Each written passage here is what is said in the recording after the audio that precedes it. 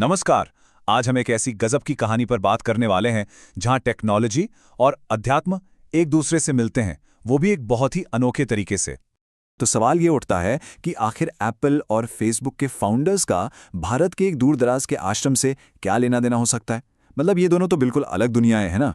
जरा सोचिए, एक तरफ है silicon valley, code, billions of dollars, disruption, और दूसरी तरफ है कैंची धाम, मौन, प्रेम, आस्था। ये दोनों दुनियाएं मतलब एक दूसरे से ज्यादा अलग नहीं हो सकती, पर कहानी यहीं तो दिलचस्प हो जाती है। तो चलिए इस गुत्थी को सुलझाना शुरू करते हैं। इस कहानी की जो पहली कड़ी है ना, वो एक ऐसे शख्स से जुड़ी है जो पूरी टेक्नोलॉजी की दुनिया को बदलने वाला था, लेकिन उससे पहले वो खुद को बदलने के लिए एक सफर पर निकला था। ये बात है 1974 की। एक नौजवान थोड़ा भटका हुआ स्टीव जॉब्स भारत आता है। क्यों? क्योंकि उसे एक संत से मिलना था जिनका नाम था नीम करोली बाबा। वो अपनी जिंदगी में कुछ जवाब ढूंढ रहा था, पर कहानी में एक ट्विस्ट था। जब तक स्टीव जॉब्स कैंची धाम पहुंचे, बाबा महासमाधि ले चुके थे। वो उनसे मिल तो नहीं पाए, लेकिन उस जगह की जो एनर्जी थी, जो शांति थी, उसने जॉब्स पर एक बहुत गहरा असर डाला। कहा जाता है कि एप्पल की जो फिलॉसफी है ना, सिंप्लिसिटी, क्लैरिटी, उसकी जड़ें कहीं ना कहीं कैंची धाम के उसी अनुभव में है। और ये सिलसिला यहीं नहीं रुका। देखिए, 1974 में जॉब्स गए। कई साल बाद उन्होंने खुद माना कि एप्पल की सोच को उस आश्रम ने एक नई दिशा दी।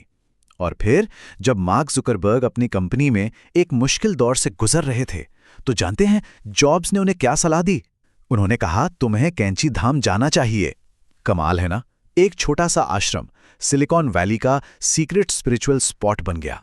तो जाहिर है अब सवाल ये उठता है कि आखिर ये नीम करौली बाबा थे कौन, जिनकी वजह से टेक की दुनिया के सबसे बड़े नाम तक खिंचे चले आए। नीम करौली बाबा, जिन्हें भक्त प्यार से महाराज जी बुलाते थे, उनका जन्म उत्तर प्रदेश में हुआ, करीब 1900 के आसपास।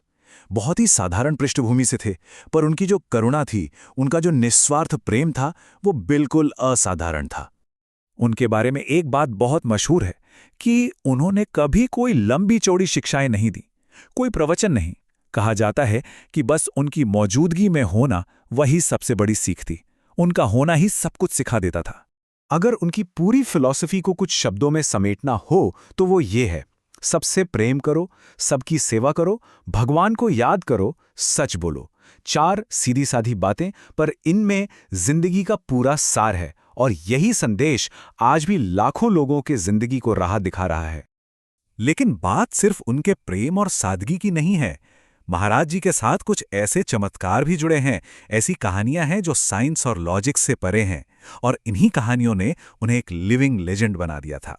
कहानियां तो बहुत हैं, लेकिन कुछ बहुत मशहूर हैं, जैसे वो ट्रेन वाली घटना, जब उन्हें टिकट ना होने पर ट्रेन से उतार दिया गया, और फिर ट्रेन 1 इंच भी आगे नहीं बढ़ी जब तक उन्हें सम्मान के साथ वापस नहीं बुलाया गया। या फिर बीमारों को ठीक करने की अनगिनत कहानियां। लोग कहते थे कि वो मन की बात जान लेते थे, और भंडारे में थोड़ा सा खाना भी कभी कम नहीं पड़ता था, चाहे कितने भी लोग आ जाएं।